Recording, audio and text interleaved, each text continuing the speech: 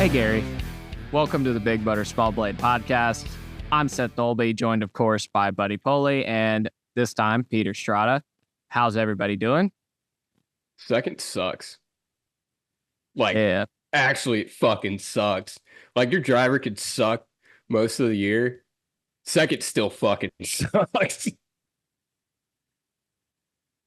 I was there to see your driver finish second, and Yep. he was bittersweet after the race, but I thought it was all around a good weekend and well rested and ready to get this show on the road.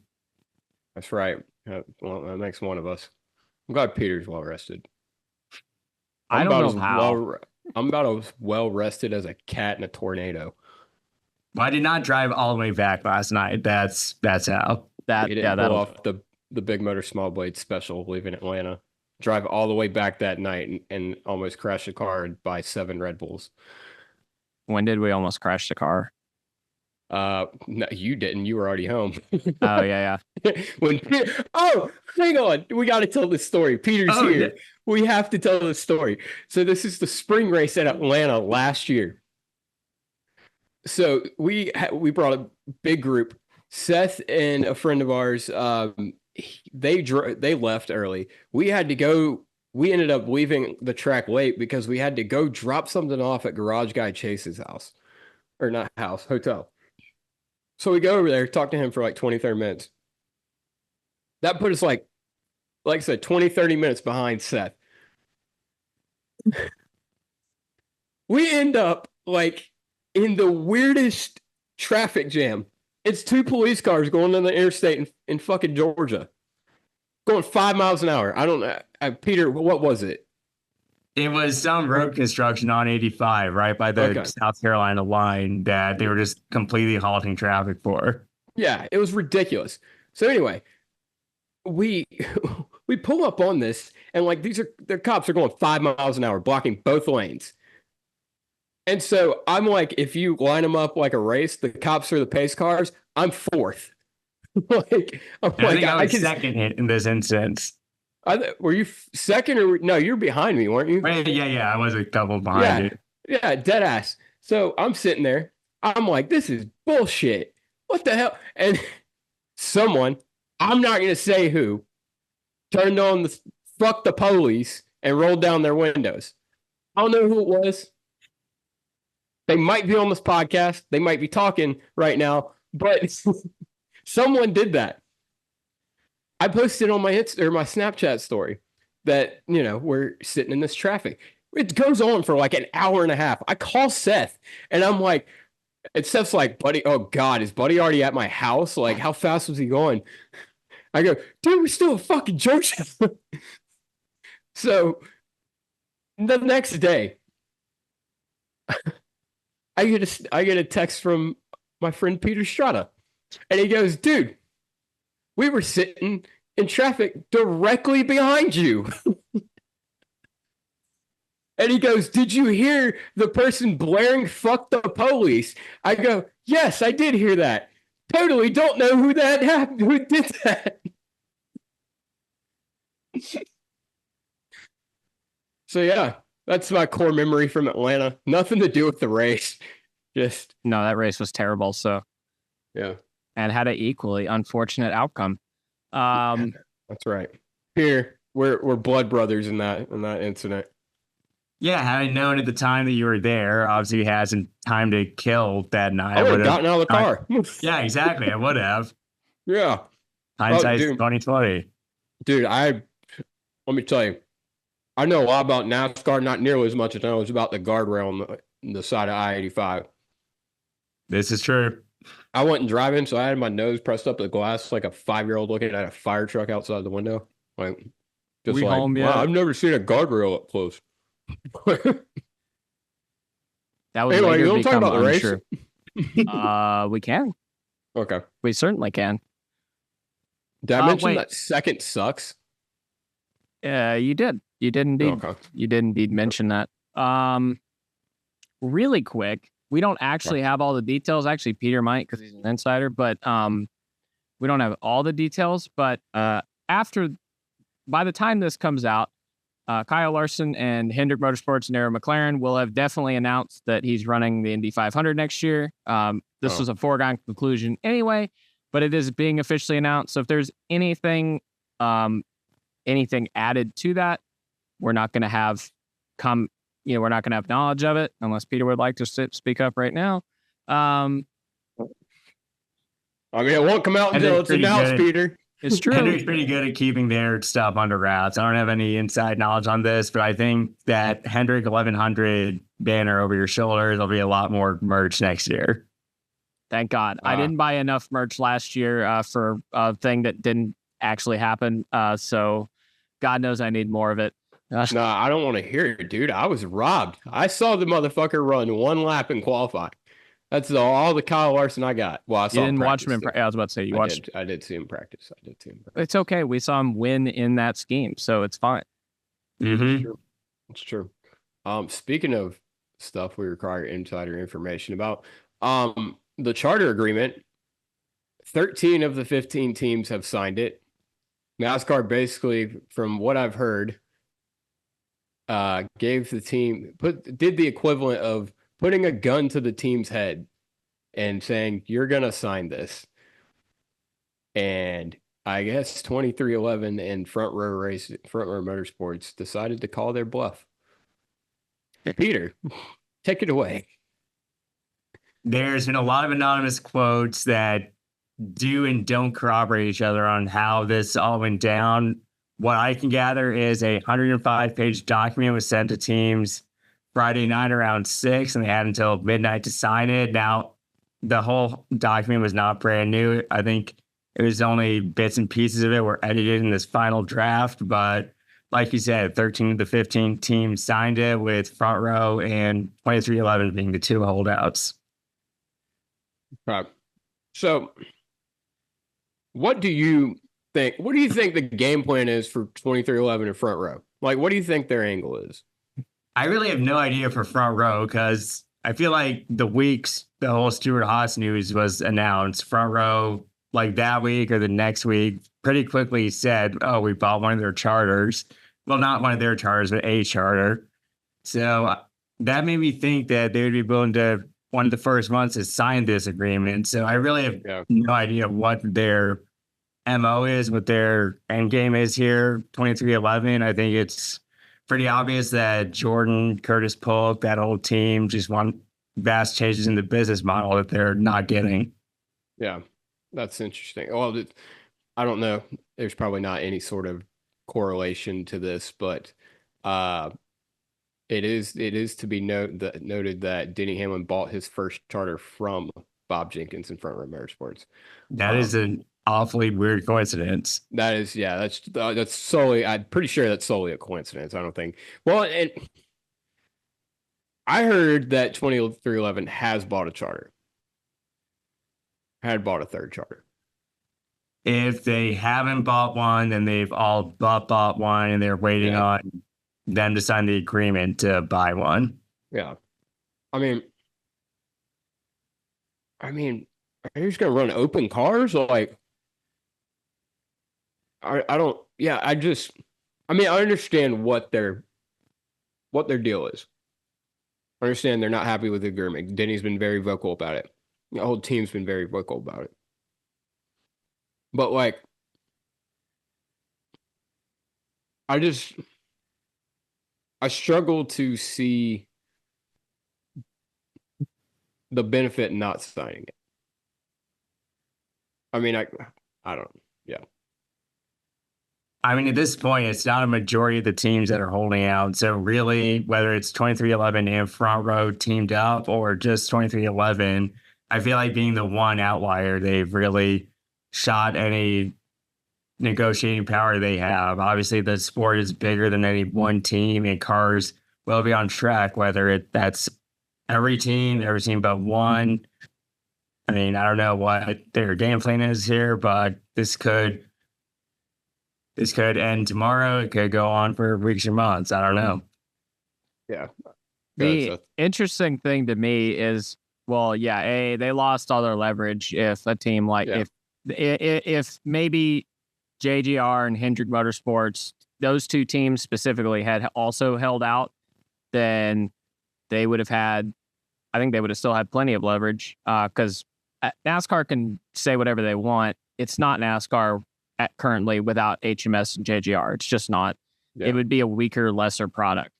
But now they've lost all their leverage, so I don't really understand the holdout. I understand it from a moral, we want to change the business model. This isn't working.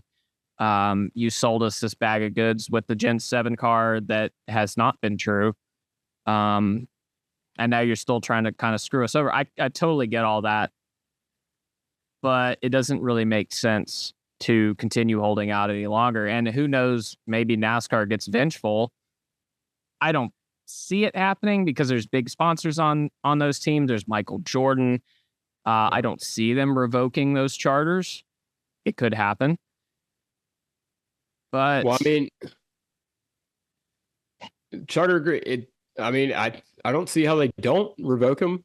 You're going to piss off everybody else if they sign the agreement and then I get that. But the only thing that confuses me really, none of it confuses me from I expected NASCAR to do this at some point because that's what they were going to do. But like, I feel like I read something where Jeff Gordon sounded pretty disappointed with the whole thing. Oh, that's what everybody seemed pretty disappointed in the agreement. So just do it. Stick to your guns. I don't get it. And I'm honestly kind of proud of Front Row Motorsports because they have a lot more to lose here than a team like Hendrick Motorsports or Joe Gibbs Racing does. But if Jeff Gordon's that upset about it, where he can barely hide it, then I guess it sounds like they should have stuck with it. Correct me if I'm wrong, Peter. It's a $5 million. Is it $5 million per car that they lose out on by running an open car versus having a chartered car? I believe something around there. The 8.5 now. 36th place charter gets $5 million at the end of the year. Yes. Okay, so we'll say the 36th place charter. So we'll say we don't know what charter 2311 bought or which one exactly where. We'll say $20 million just for the sake of throwing it out there. That's $20 million you're not going to get. Now, obviously, they have Michael Jordan. Well, there's no way it's $20 million. What do you mean? I know you just threw that number out there, but Denny's repeatedly talked about how it takes $20 million to run one of these teams a year. So I'm just saying you're losing out on $20 million by running open cars versus charter cars, and you're not getting the charter payout. That's what I'm saying. Well, okay, I'm being a little maybe too on the nose. I know you kind of just threw a number out there, but if it actually was pretty close to 20 million, I think they would have taken it a long time ago because that's basically what they said it takes to run it. And then everything else they get on top of that would be bonus. Well, I mean, Peter just said it's $5 million for the 36th place charter. Well, okay, I did. It moved in the new agreement. It moved up to about 8.5. Okay, that is correct. Yes. Yeah. So either way, it's more money. I mean, it is. Yeah, it is. So I can get 20 through 11 because they do have a lot more sponsorship, a lot more high dollar sponsorship. They have Michael Jordan, who obviously has plenty of money. That is a cash cow that will never stop moving. I think you just sold the Hornets for a cool $2 billion. So yeah, a lot of money. Okay. Yeah, well, he's about to spend all that in charters or losing it. But Front Row Motorsports, I mean, they don't have that. Yeah, I mean, I echo your words. I'm proud of them because I mean, if they're really, I mean, that's I think the only bargaining chip 2311 has is the bad publicity that is going to be NASCAR took the charters away from Michael Jordan. Yeah, and you know, like that's all the headline's going to be, and that's all anyone's going to talk about. And a potential court case, if this does go to court, MJ versus NASCAR, who would the non-racing fan side with? They have basically decided we're not going to win this in the regular way. We're going to win it in the court of public opinion, which I commend to an extent because I think they're ultimately right. But Denny's been on this crusade for how long have charter been negotiations been going on? The better part of 2 years. Yeah. Yes. Right. So he's been batting this crusade for a while. And I know not everybody listens to Actions Detrimental, but if Denny says something controversial or especially about charter agreements, it gets posted everywhere. So I have a hard time believing there's a whole lot of NASCAR fans who haven't heard at least a couple of his takes on charter agreement. I guess the idea is now you're getting Michael Jordan specifically involved and he's going to specifically start mentioning it, which I guess that is absolutely it. Yeah. So I guess that'll sway the public opinion, but I don't know. NASCAR's shown in years and years now that they don't really care about the court of public opinion. They kind of just do whatever they want. Hang on. Peter brought up legal action. What legal action can they take? Because, I mean, let's lay it out. Their charters get all charters, no matter if they sign this agreement or not, in December 31st of this year, and then it's a new agreement. Correct. So what can they go to court about? They're not NASCAR's not taking anything away from them. That's where I struggle to see an argument as well. I don't fully, obviously, I'm not with 2311. I don't know the inner workings of what their mindset is, but I think on the teardown, they mentioned they could go to an antitrust court for antitrust action on NASCAR's part. I don't know whether that's really solid ground to stand on, but it's an option. I mean, ultimately, the argument. I think that's where the bad publicity comes into play, because whether they have an argument or not, taking Michael Jordan to court, NASCAR versus Michael Jordan in court, that's bad. That's just not a good look. Ultimately, if it comes to that, though, they're not going to have an argument because they bought the charters knowing that they ended at the end of this year. Yeah, I would hate that for them, but that's what they bought. Absolutely. Yeah, I'm struggling to understand the angle, like, other than just out of morality. And that's just as an odd business decision from a group that's is very much known for how business savvy they are. So it's just I mean, they definitely think they have an angle. Yeah. I mean, obviously, they wouldn't be doing this if they didn't think they have an angle. Yeah. But the other thing is, too, is if they somehow they win in the court of public opinion, it gets NASCAR to change their mind on things, and then they sign, how does that affect the agreement? All these other teams just signed a deal. So how does that work if somehow they're able to make this work? I don't think they will. I think they're going to end up having to be told, you're signing this because we don't need the bad publicity of you guys not being in the series next year or whatever. I don't think there's a path forward for 2311 to sign a separate agreement from what all the other teams have signed. So whether 2311 forces NASCAR's hand to change, I think every other team would have to sign whatever new deal that would be. I wonder, now here's the thing. I wonder if all the other teams signed, and this was all corroborated, that Front Row and 2311 would sign. What if they raised their hand and said, we're not going to sign, we're going to go to bat for it? And those would be the wrong two teams to do it. If that's true, that would be. They're probably the only teams willing to, is what I'm saying. And what if this was kind of all planned? Like, look, all you other teams sign it, and then we're gonna go to bat and try to get it changed. Yeah, and it's going to have to get changed for everybody. I mean, I guess it doesn't have to, because it's negotiating. It will, like Peter said, they're not going to have two separate agreements if that were the case. So I wonder if that's maybe a thing where it was they raised their hand as we'll be the scapegoats, and we'll go to bat, and yeah. I mean, I guess that would explain why everybody else is dissatisfied with it. And so openly dissatisfied with it. I mean, if that's the case, and they are all relying on the Michael Jordan effect. Yeah. Basically. Like, that's gotta be it. Because otherwise they're not the big hitters in NASCAR. Obviously they've been been a really good team throughout their time, but they're not Hendrick Motorsports. They're not Joe Gibbs Racing. They're not. They don't have the tenure. They don't have the history. You're right. It That's always, true, it still kind of amazes me if in fact, and obviously you're just speculating, and I'm just riffing on that speculation, but if that is the case, then it will forever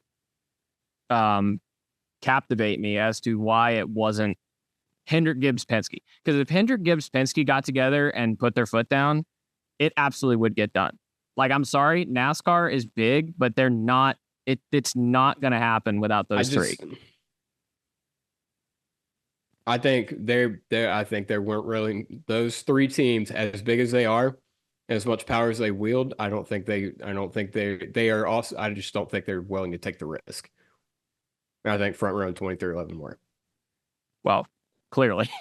Yeah, obviously. Yeah. But yeah, so. Yeah, I don't know. Well, this is now going to be an interesting development, I guess. Yeah. Now, one more thing about charters. Something tells me we're nowhere near the end of this story. No, we're not. One more thing about charters. NASCAR owning charters. What is Peter, do you understand what they're talking about here?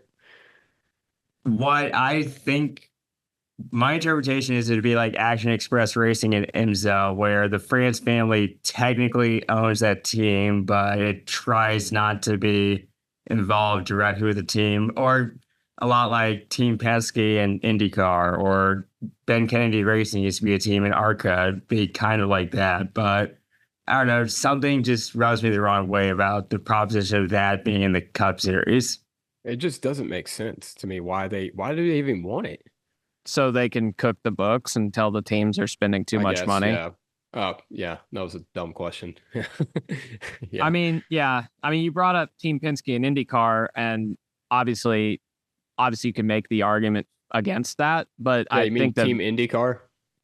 Sure, but I mean, they did totally, disqualify two of their cars earlier this season, which wouldn't have happened if it wasn't Team Penske. I'm sorry. If you go through the history of IndyCar, actually, we already covered this on an episode of Push to Pass way back in the day. But anyway, Team Penske has been an IndyCar operation for 50 years now. So it's totally different. And Roger's not actually a part of the actual decision making on the team side anyway. Absolutely, if France Family Racing, or whatever the hell they decided to call it, entered the Cup Series with... Yeah, they can't call it NASCAR Motorsports because they already have that. It's called Hendrick. Yeah, I don't know. It would have absolutely been a cooking the books type thing to be like, oh yeah, you can run competitive by only spending $7 million a year. It would be the second coming of Team Bloodfast. Well, that's the thing. They're gonna have to run competitive too if they want to throw that egg. So wait, hang on. Face. Was that not a thing that they had suggested in an earlier negotiation? Yeah, and then it's not happening, right? Well, it came back up. It came back up, but I thought it came back up in the general discussion. It actually came back up. Yeah, I'm pretty sure Adam Stern posted something again about it. Okay, did he? Okay. Yeah, I could be wrong. I definitely saw it again this week. So yeah, I was not 100% sure on all that. Yeah, I don't know. All right, cool. So, Chargers. All this over some fucking emails. Mm-hmm. Yeah. I mean, this is what NASCAR... See, it's again, I think I don't remember where I saw it, but I mean, NASCAR wanted to create value for the teams, and now they're... I don't know what they expected. I don't think... This is clearly, I think, a case where NASCAR did this thing probably because the teams asked for it, and didn't even occur to them the ramifications of actually doing it. Yeah. Because honest to God, if NASCAR thought this was what was going to happen every TV deal, they would not have done it. I feel like that's probably the case, because now they've lost some of that not all, but they've lost some of that total control power that they used to have. I don't think they would have done it if they didn't know it was going to turn out this way. Right. I don't think anyone in NASCAR envisioned this situation back in 2015 or 2016 when first coming up with the system. I mean, my deal is I don't understand why they're so stingy with it. Oh, I know why. Because I don't. High tides raise all ships. You have healthy race teams, then you're gonna have an overall healthier series, I would imagine. That's not the way billionaires operate. I mean, I get it, but it just. No, you're 100% right, but it is how billionaires operate. Michael Jordan's a billionaire, and that's how he wants this to operate.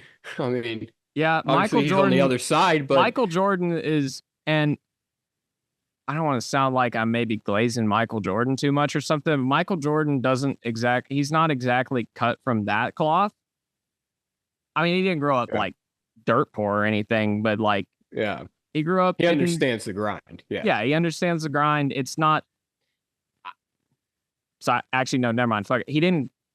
He wasn't totally born into being this billionaire fucking race team race series owner like the France family currently is. None of them are Bill France Sr. Like, I don't know. They're third gen. Right. They're third gen. Yeah. All right. Now we can talk about the race. Yes. So what did we think about Atlanta? We were all I think we were all pretty pleased with the spring Atlanta race. Seth, I'm looking at you. I'm back to hating it. Oh, okay. Why is that? I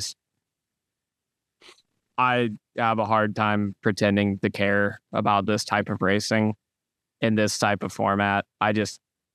You've added another one of these to the playoffs. I'm not a fan. Initially, I thought I didn't hate it as much because it's more of a driver's type track than the Talladega. Yeah.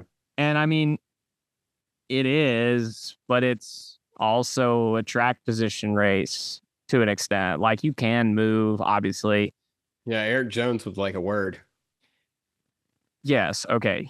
It's possible, obviously. But it's still a fucking plate race. Like, I thought one of these things in the playoffs was too much. I'm really upset that one's going to be in the round of 8 next year. At least this one's not. I'm not a big fan. I didn't think the race was great anyway. I thought it was just okay. All right. I think across the 3 years of racing on the new Atlanta surface, we've seen the track wear out and age slightly. And I think we're only getting closer and closer to where it'll be that sweet spot where Hamlin will come more into play. And really, we could end up seeing Cup, but we saw in Xfinity where the pack is really strung out, and maybe that'll force them to take the super speedway package off their cars and just run it as a normal intermediate. Because we saw elements of that yesterday. There was a time in the race where it looked like a vintage Daytona plate race. And I'm glad you brought up vintage Daytona because Logano said post-race that this track handles a lot like vintage Daytona, far more than Daytona does now. Fuck, I take it back. No, but look, I don't like 6 super speedways. I don't want 6 super speedways. But if we're going to have 6, I definitely prefer this over the other 2.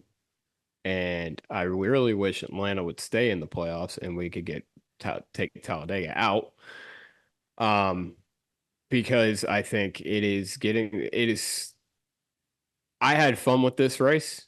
It was not silly in the slightest. Yes, it was hard to pass, but I mean, it was hard to pass because there was fast race cars, and you saw the best drivers and the best cars at the front of the pack and able to make moves, but it wasn't so out of control, and they're in control of their own destiny. Like, I mean, I don't know. I'm a fan of the new Atlanta. Obviously, that's not saying I don't want the old Atlanta back, but I'm a fan, dude. Like I don't I think this right like I said, it was not as good as the spring race this year, but it was definitely better than either of the previous 2 years before this. And yeah, I mean, I'm about it, dude. I'm about it. Like I don't care. You can It call just me feels anything like in the book. I it don't. just feels like junk food to me. Like as a race, it doesn't have nutritional value to me. Like that's just kind of still the way I look at it. Like, I mean, we talked about the spring race, fun race. I don't remember a damn thing about it other than the end. Like it just felt like junk food. It just happened. I can remember a whole lot more of a Darlington race that I didn't even like last week. Like, uh, I don't know. There's no nuance to it. You're just going, and if you get a run, you get a run, and if you get a push, you get a push, and like, I don't know. I mean, I think that's just a pretty inaccurate statement. I think there's quite a bit of nuance to it, especially here. I mean, they you saw a lot.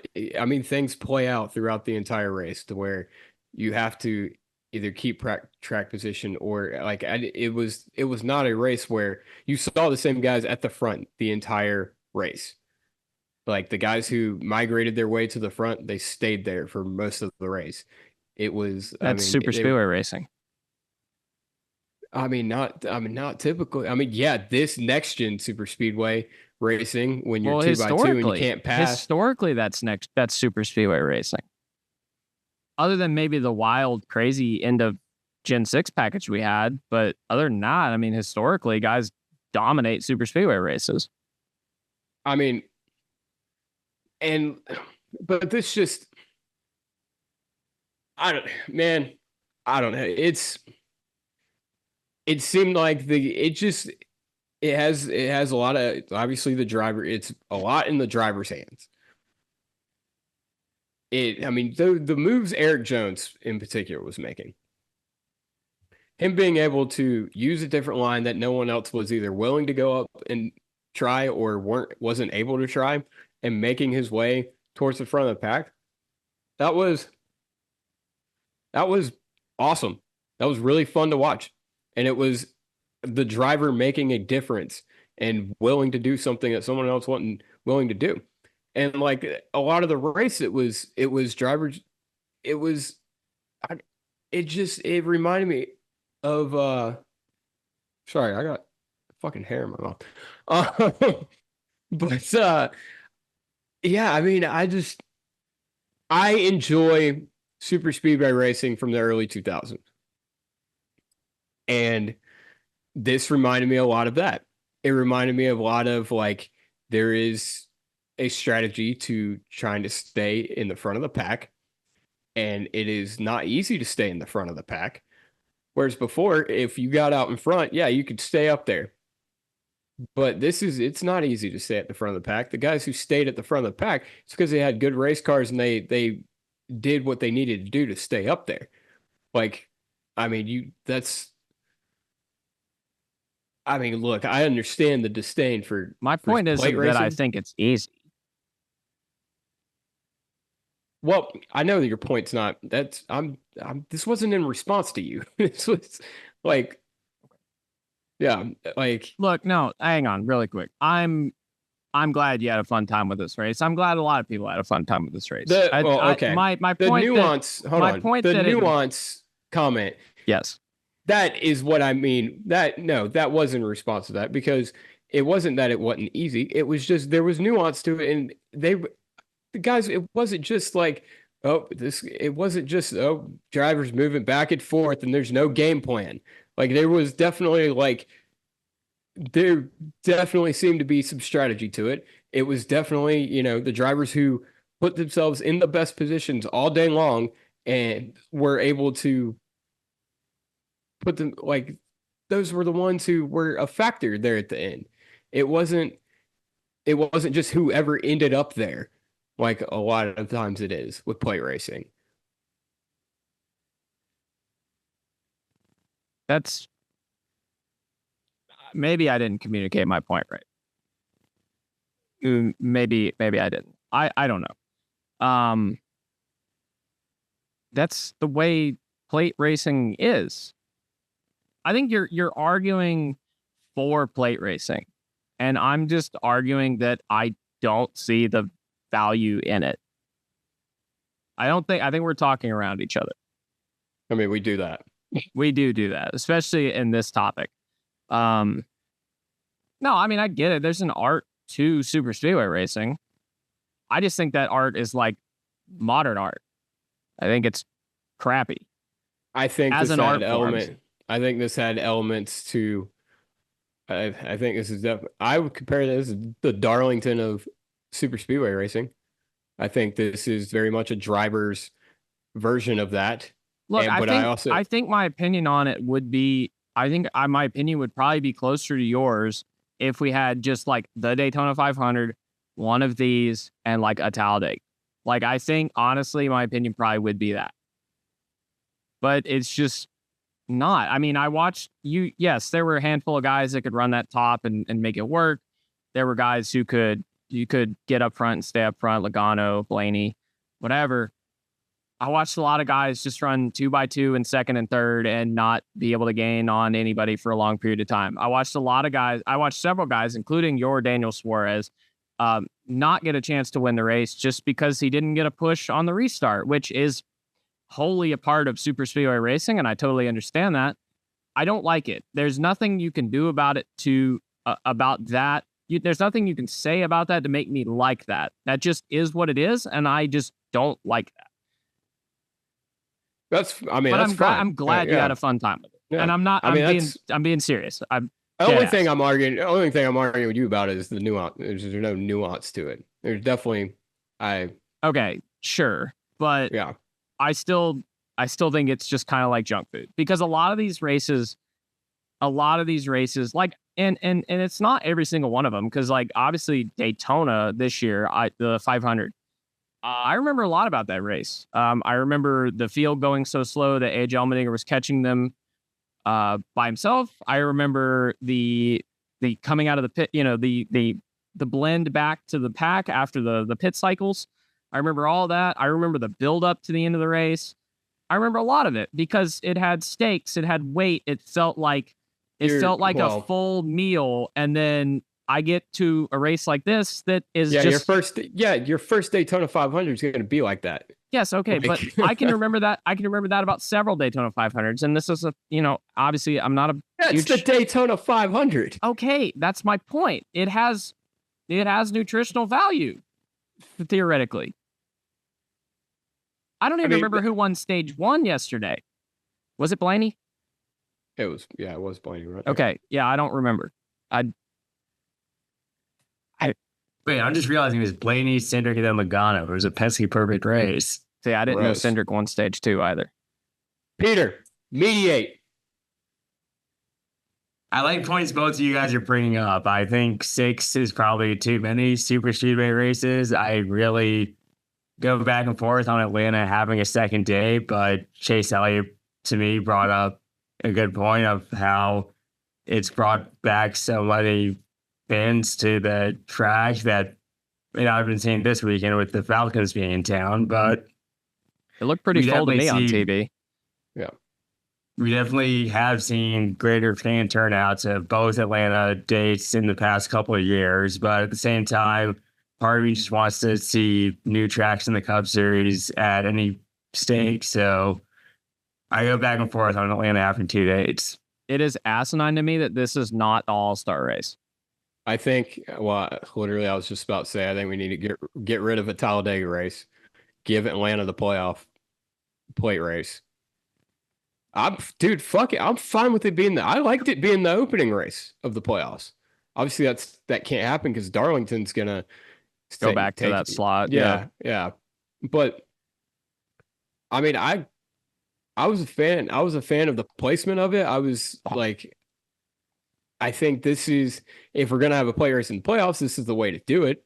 I think you're right. All-Star race would be awesome here. I would love that, honest to God, because I could just shut my brain off and just have fun with a race that would be incredible to watch, especially when they have nothing to lose. They're just going for it. That would be super fun. Here, I'll boil it down to this. Daytona and Talladega, I understand the argument a lot more. It is a lot more out of the driver's hands. It is not. They are not in control of their own destiny for the most part. This, however, I feel like a lot of drivers are grossly in control of their own destiny, and that it just. Of course, I lost my train of thought here. Different strokes for different folks, man. I mean, I think, you have guys that are good at this shit. And we talked a long time for that to be the come about of this. I mean, look, man. Like I said, different strokes for different folks. I think this is if this is super speedway, if this was super speedway racing and what it was, then this would be, I would respect this as an art form and a form of and a discipline of racing in our series. It's diluted because of the other two, but I'm doing my best not to discount it because of that, because I'm trying to take it for what it is, and I think it's I think it's fun, and I think it's compelling, and I think that it shows off why racing drivers are good. So, and any race that can do that. I do definitely want to say that there's an alternate reality where we did get just a straight repave of Atlanta, and the way the next gen car is, and the way SMI has been the past handful of years with their repaves, this would be like, I swear to God, no controversy. This would be like everyone's first, second, or third favorite racetrack right now. Yeah. Like there would be zero controversy. Now, if Texas got the super speedway treatment, I don't think anyone would have complained. I don't think anyone would have either. I don't think I would have complained, because I'd have been like, yeah, it's super speedway racing, but it's Texas. Yeah. Everything's bigger in Texas, including banking, speeds, everything. Yeah.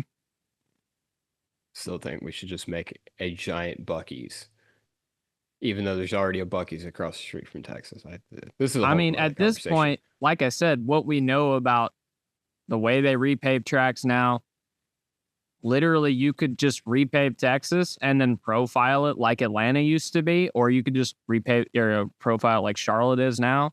Yeah. It would be a great racetrack in 3 years. Yeah. Let's talk about the actual things that happened in the race.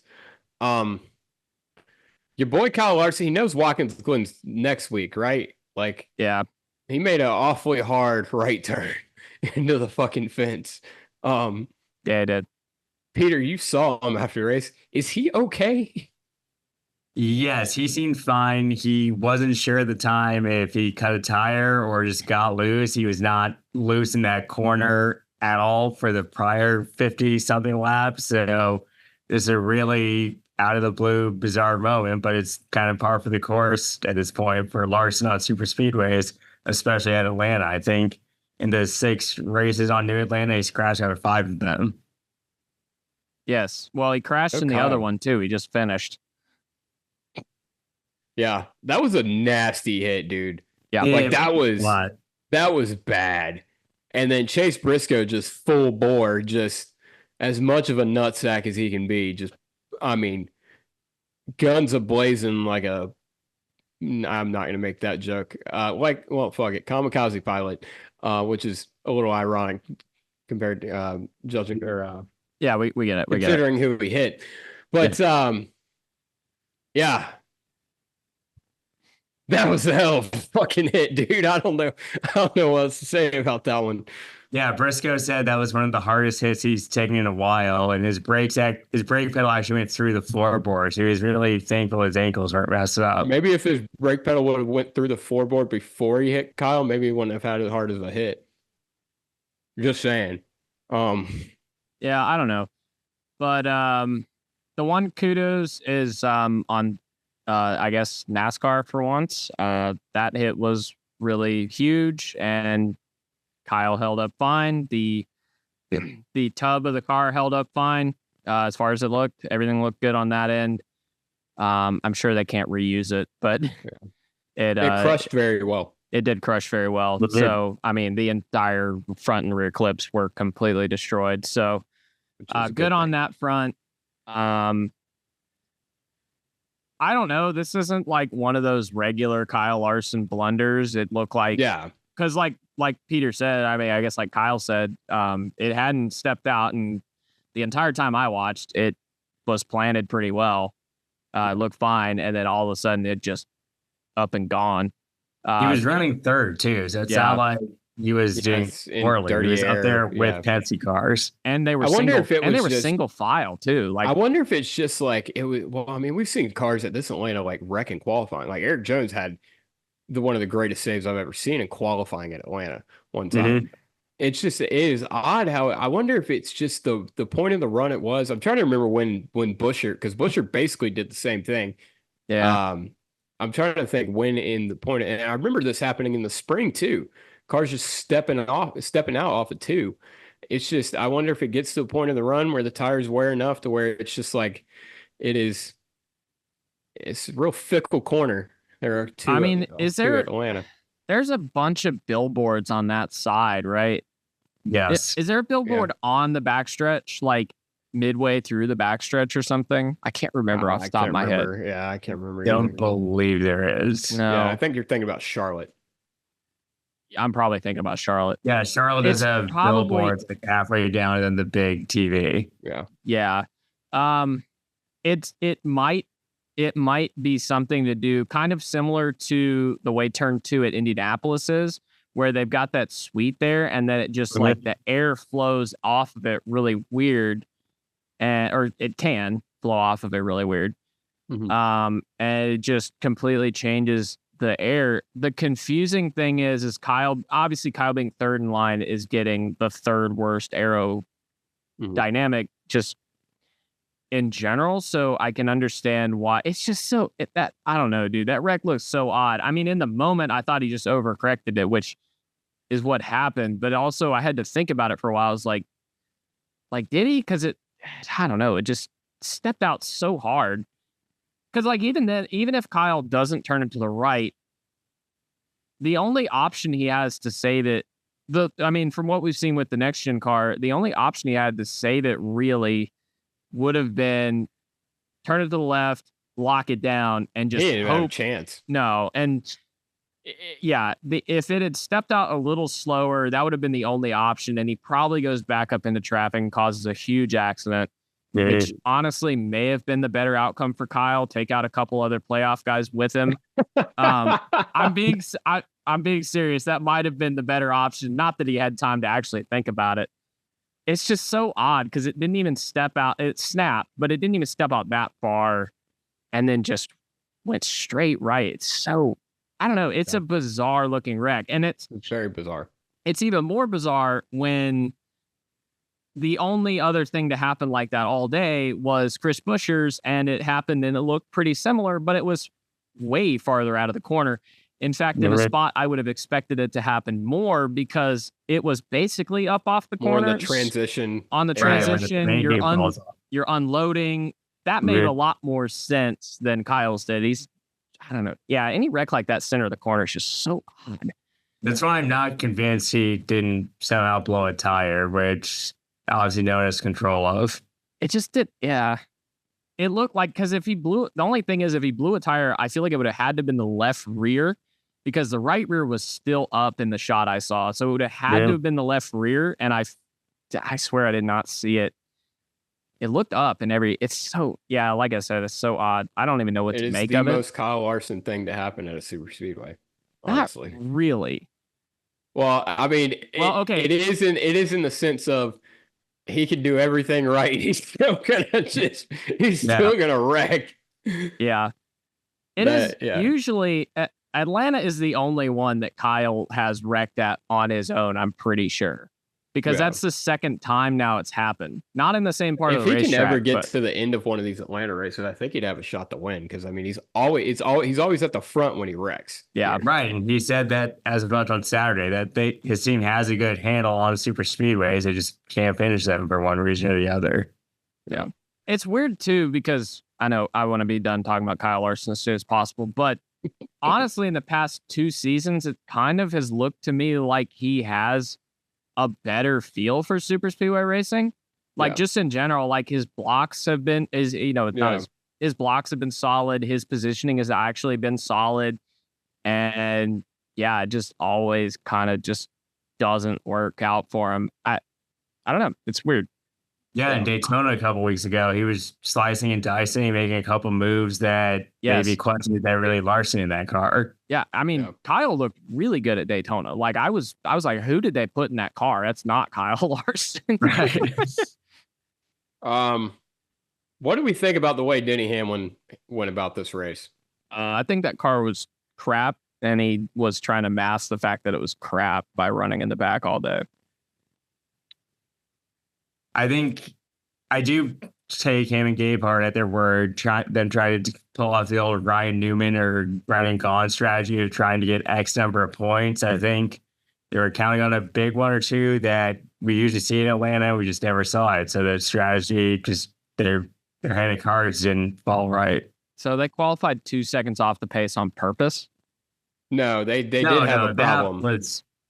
They purposely hung back all day on purpose, is what I'm saying, trying to avoid the wreck. I get he had that, like a drivetrain problem in qualifying. Okay. Drivetrain problem, yeah. And then they replaced the plug wire before the race. Yeah. I mean, do we... That tells me that car had some demons. Yeah. But also, I mean, do we... Let's take it at, like Peter said, at their word, and that he intentionally ran back there hoping to just get X amount of points out of it. Because there's a lot of discourse around this saying just lambasting Denny and Gabe Hart, saying they don't care, they don't, they're not trying, and this is why you're never going to win the championship. I mean, I don't feel that way. I mean, what do you guys think? Do you?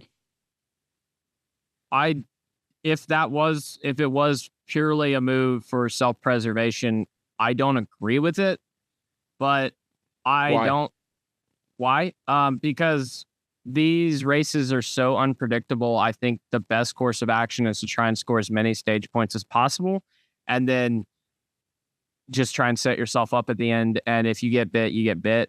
I think that's been kind of proven in this era to be the right way to do it. Because we see all the time where guys will finish 30th in a plate race, but they ran well in stage 1 and 2, and they scored the 15th, 18th most points on the day. So I think the jury should have been out on that one for a long time. To me, that's the right way to do it. But I'm not going to say that they didn't try because they decided that wasn't the strategy they wanted to do, because I still think there is some merit to it. Because yes, if they do get the one, even just the one big one, and then they can make their way through the field after that, it's still a viable strategy. The fact that we didn't really get a big one until the last corner is like, it happens so rarely. Mm-hmm. Peter, what do you think? I think that they were spooked by their engine demons from qualifying, obviously being about 2 seconds off. Maybe they were trying to nurse that engine to make sure it lasted 400 miles, because the last thing Denny needs in playoff race 1 with so few playoff points to DNF. So maybe they were trying to go easy up until at whatever point, 30 or 50 to go, and they were potentially also just banking on a big one that never happened until the checkers are in sight. I kind of look at it like this. Denny's wrecked in pretty much every plate race this year. And at some point, you got to look in the mirror, and maybe it's something I'm doing.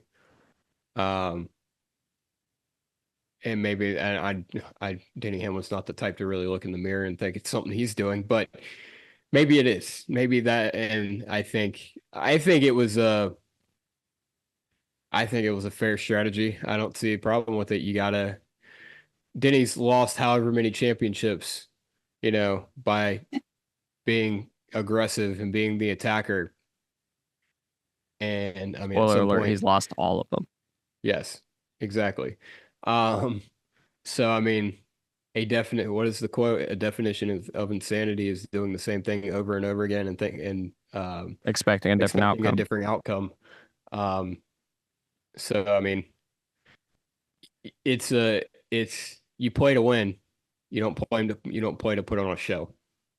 So Yep. that's kind of how I feel about it. And nothing really else of note other than just the general racing happened until the end. The sign on the racetrack fucked up what was going to be, I feel like, a very fun ending to this race. I think Ty Gibbs and Daniel Suarez were about to have them a Donnybrook of the century up at the front of the pack. Kyle Busch was there too. I think it would have been a great race for three of them. That too. Yeah. I mean, and then a fucking sign falls on the track. I want to know what helmet wearing bitch decided to to fucking not pin that sign up there, or like however like how does that happen? How is that not like a no duh, like we need to secure this? Didn't we see this in the first Darlington race in 2020 where a sign came off the wall too? It is bold I of you think to so. assume I remember anything from 2020. I think it was one of the Darlington races that year where a sign also came off the wall. I think obviously this is the only sign like that because Atlanta has a few signs that hang out over the track and this is the only one that was an issue. I think it was just poor luck. I'm not sure if anyone did anything wrong, just bad luck, the adhesive wearing out or something. Peter, that doesn't fit my narrative. I'm pissed off about this. Well, and off also, the wall is one thing because that's a piece of vinyl that, can get actually hit and rubbed off. Hold on. I also have a side note about the 2020 Darlington. Kevin Harvick won 2 of those. Anyway. Really? And didn't sweep. No, he didn't. No, he did not. Wait, hang on. Peter, are you wearing the 75th anniversary shirt for Darlington? I am, yes. Where did you get that? They gave them out at the media center, didn't they? They did, and it was my shirt to wear on my the rest of my drive home today. Wait, Did you watch On Tour? I did, yes. Oh yeah, Chuck was wearing. So yeah. You poser. Anyway. I'm gonna have to do some research. How did? Oh, never mind. My math's stupid. Anyway, yeah, I don't think there's any excuse. Maybe I'm being obtuse, but I don't think there's any excuse for a sign above. Thank you. I don't see how there's an excuse for a sign hanging above the racetrack to fall off. We've been doing this forever. I don't know. Just another reason SMI is. Daniel Suarez was just going so fucking fast. If he was going that fast, he should have lapped the field. He should not have been driving. You know what? I fucking agree.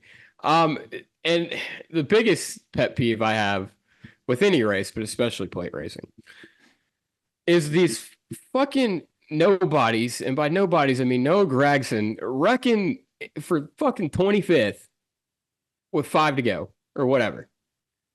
Like the end of these late cautions screwed over Daniel Suarez. And you know what? That personally offended me. It just was really it's frustrating that this is every week. We have tied the number of overtime finishes. Don't you hate it when a NASCAR Cup Series race breaks out in the middle of a good race? Yeah, exactly. Either way, obviously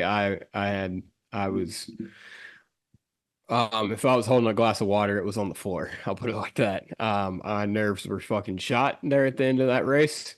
Shout out to Ross Chastain. He was willing to. He looked like Dale Earnhardt there, trying to block it the whole field for Daniel Suarez, which I thought was pretty admirable. I gotta understand. Ross, at some point, got put 3 wide. And Daniel, instead of going with Ross, who had a head of steam, just stayed in the middle lane. I think he was trying to side draft. He was trying to pull back the. I think he was trying to pull back the 12. I get that, but you can get such a huge run by running the outside at Atlanta. I don't understand that one at all. Yeah, I mean, I ultimately that hindsight's 2020, but yeah, that probably was the right move there.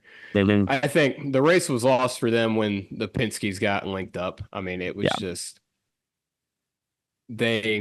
Well, the race was lost. I think the race was lost when who was it behind Ross?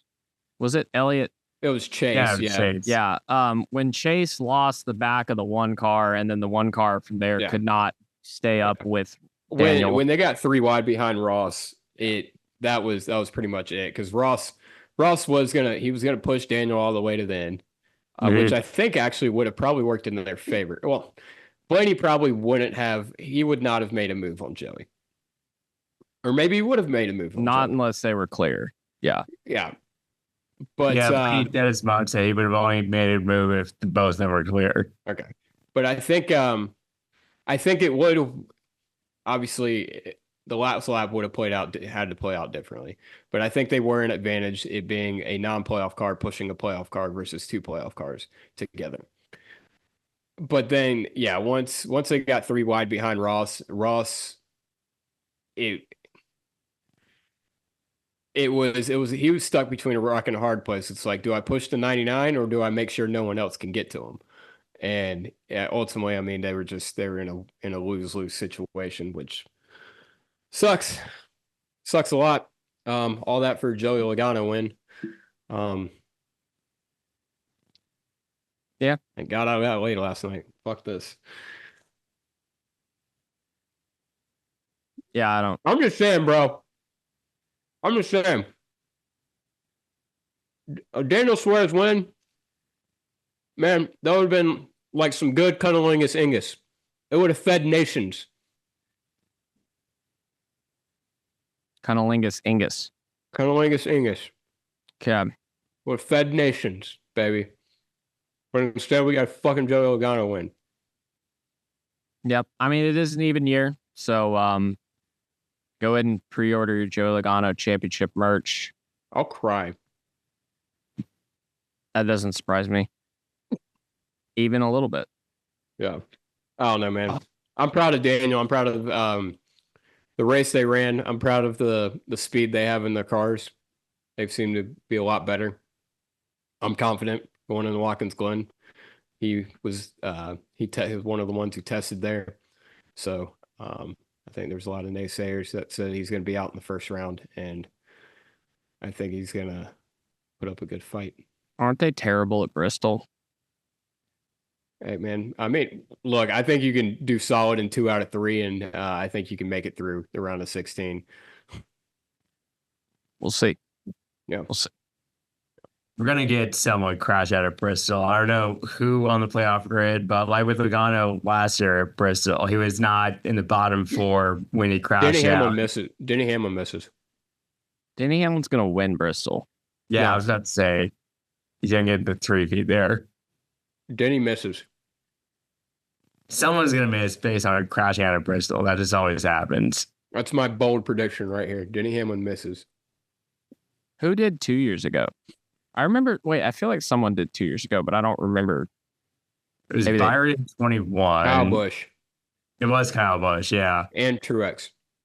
Wasn't it? Didn't Truex miss too? Truex missed the playoffs. Truex is out of the playoffs, yeah. Oh, yeah. Harvick and Busch. Well, yeah, Harvick, Busch, Harvick Dylan didn't wreck. Who wrecked? Oh, I don't know. I don't remember who wrecked. Well, Busch blew up too, so that was slightly different. Well, actually, that might come back around because in current year, Toyota engines are made in Los Alamos. I said in the playoff bandwagoners guide that everyone that's listening to this podcast needs to go watch. If Ty Gibbs can keep the pin in the hand grenade under the hood, he's going to have a shot at having a deep playoff run. But they got to. Bristol is his best practice. Yeah, Spoiler alert: I might pick Ty Gibbs for Bristol. Okay, but I don't know. That's all I had. Fuck Joey Logano. I don't like him. I was very. Hey, look. I want to be. God bless you, Peter. Thanks. I want some a round of applause. I only sent out one mean tweet about Joey Logano yesterday after the race. You don't get a round of applause for doing it the way you're supposed to. Okay. I thought I did a pretty good job there. I'm getting to the point where I'm starting to think Joey Logano is only good because we hate him. I also think that. So I'm going to buy a Joey Logano shirt next week. No, that's not. We know that doesn't work. Like, it just. What do you mean that doesn't work? I don't think that works. I haven't seen any driver win more than I've seen Kyle Larson. I started pulling for Denny Hamlin there for a little bit, and he went on a fucking run. Like, yeah, but like that was going to happen anyway, and you were taking the piss. Yeah, well, either way, I mean, yeah, Joey Logano, it is. Yeah, all that for Joey Logano win. It is just the worst occurrence to happen. It just is. Yeah, I mean, especially since he's only in the playoffs because we went to 17 overtimes and every car ran out of fuel and he was running 15th like he has all season. Yep. Yeah. No. But like, you know, it's mind you, it took that for him to get his only win outside of a Atlanta super speedway in the past almost 2 full years. Mm-hmm. Yep. While Ryan Blaney has won such a good driver. Races. Joey Logano is so great, guys. Hall of Famer. And Logano's going to win Martinsville and somehow make Phoenix. He's had 6 good races his entire career. He's going to win Phoenix. They're great races. Like, I was not convinced. Phoenix, but I can see winning Martinsville. No, dude, I was not convinced of this before yesterday. I am now. Like, oh, yeah. Yeah. No, I mean, he just. Like, I mean, it's a little early on the Joey Logano tree plan, but it is, yeah. It's going to happen. Like, I feel it in every fiber of my being, which includes my balls. And I'm not particularly happy about it. And if Joey Logano is a 3-time champion, I'm quitting the show. Like, I mean, well, is it any worse than any other thing that's happened in the past 10 years? Yeah. Okay, yeah, you're right. Joey Logano winning a 3rd championship. Yeah, no, I don't know. Whatever. I think Joey Logano winning a 3rd championship is inevitable at this point. I mean, how old is he? 30. Not old enough. 35, somewhere in there. 35. He could, hypothetically, race until he's 50. Joey Logano is going to beat the 7-time champion mark. Fuck you. With like 55 career wins over like 30 years. And we're going to have to hear about how. Yeah, but I will say he's going to be the Jeff Gordon Ironman mark if he stays healthy. Oh, I mean, that I don't care about that. Like, that's fine. But I don't know. Even Joey said Ironman trophy is just a participation trophy. And that's just participation trophy. I fucking hate him. I'm sorry. Yeah, I don't know. I feel kind of about Joey like I do watching the Kansas City Chiefs. Puppies get fucking kicked. No, I actually feel something when puppies get kicked. I don't feel anything when Joey Logano wins. I feel like I'm watching the prime New England Patriots, like be the worst team for the entirety of the game and then have, 4 roughing the passer calls and I feel like I just watched my wife get fucked when Joey Logano wins a race. Well, you've never been married. Despite your claims on this show, you've never been married. I've never been married. How would you know how that feels? Okay. I'm imagining that you have some weird fantasies, my guy. No.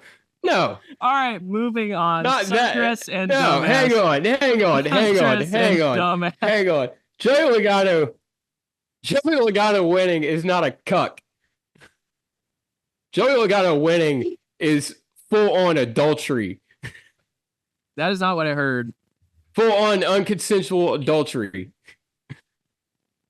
Mind you, Peter Stratta, he's left the building. He's no longer on the show. He's like being a reputable journalist right now. It's just Seth and I. Don't look below Seth Don't and I's wrap face. me into this. I want no part of this. Sundress I and hate dumbass. Joey Logano. Yeah, I know. Okay, let's get the sundress and dumbass so you can rip on Joey Logano for a minute longer. Okay. Right. Sundress, I don't know. I don't really care. I was going to go with Daniel Suarez. I also agree. Daniel Suarez is fucking awesome. All right. We're going to make it a clean sweep. Daniel Suarez. You're damn fucking right. All right, dumbass. That car looked amazing. It did. I really like seeing it in person. It did look very cool. Of course, it had the Walmart logo on it, and the Walmart logo kind of is what unfortunately did him in, which hey, is man, you live by the sword, you die by the sword. Well, I don't remember the last time you were in a Walmart, but I don't think you can buy swords there. So for my dumbass, I'm going to go with save money, live better. That's Menards. No, it's not. That's save big money, dumbass. Yeah, you're right. Don't you bring Austin Cindric into this. Okay. My dumbass is Kyle Larson, not for anything he actually did this week, but for, of course, tooting his own horn a handful of weeks ago at whatever high limit race it was, saying he's the greatest race car driver in the world, and then wrecking like 3 out of the next 5 weeks. So good job, Kyle. Please stop.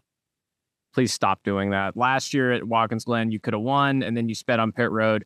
For the love of God, don't do that again. If you're going to finish top 5, just finish top 5. Don't speed on pit road.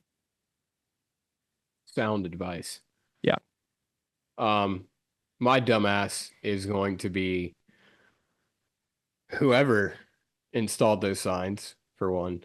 2, Noah Gragson. And then 3, Joey Logano. Just for it, actually Tom Logano for not pulling out. I think if you morphed the guy who put the sign up, Joey Logano's dad and Noah Gragson, you put them into just one person, I think I could commit murder. Peter Stratta. For me, I will go Denny Hamlin. I think you can make an argument this was the worst race of his career, and I don't know. You remember Michigan in 2013? No.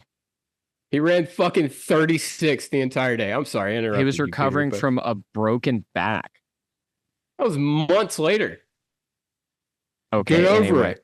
Anyway, I'm sorry, Peter. Okay, I was down anyway. Okay, all right. I don't know who won the picks, but I did. Really, I picked Ryan Blaney. Kyle Busch was gonna like at least finish top 3 in this race before that stupid sign fell down. Hey man, save money, live better. Walmart. So I get to pick first. Wait, I get to pick first.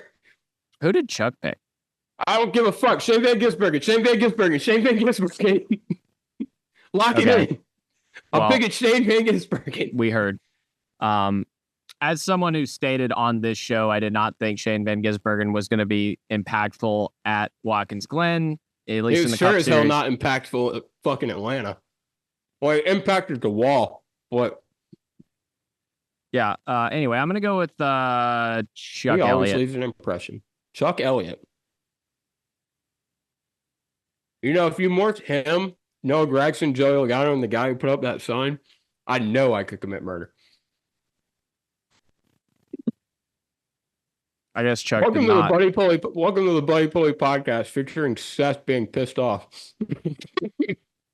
I'm guessing Chuck did not send in a pick because whatever. So executive decision. We're gonna win the picks just because Chuck doesn't pick. No, executive decision. Peter Stratta gets to pick for Chuck, and the only driver Chuck cannot pick is I don't remember. Chase Elliott, Shane Van Gisbergen, and who did you pick last week? Is that what you're saying? Yeah, I don't remember. Larson. No, last week. Atlanta? No. Oh, who did he pick? Oh, I'm fucking stupid. He picked Brad Keselowski. That sounds right.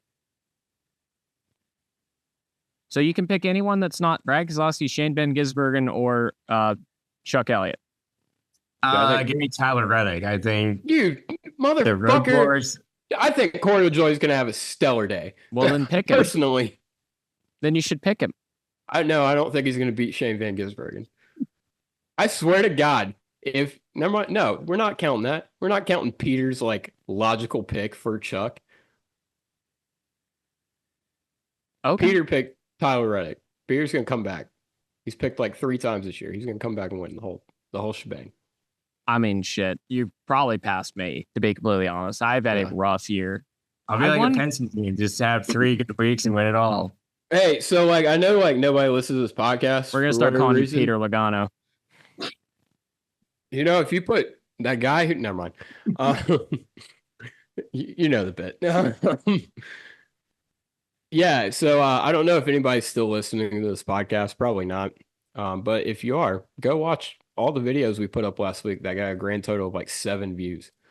We put a lot of effort in, and by we I mean me. Yep. Go ahead and check them out. Yep. Playoff bandwagoners guide. You want to learn about the playoffs, why playoffs, and who playoffs, and maybe where playoffs. Maybe where, definitely where for sure. What about how? I think he made an appearance. Did you spend at least 30 minutes on why? No, I tried to breeze through that one. Well, you mentioned Kenseth, so that's kind of why. I did open with Matt Kenseth winning the 2003 title, which is why. Yeah. And then Jimmy won 6, which is why for this format. Yeah. Yep. Okay, cool. So that's been the show. I've been Seth. He's been Buddy. He's been Peter. And bye, Gary. Go fuck yourself.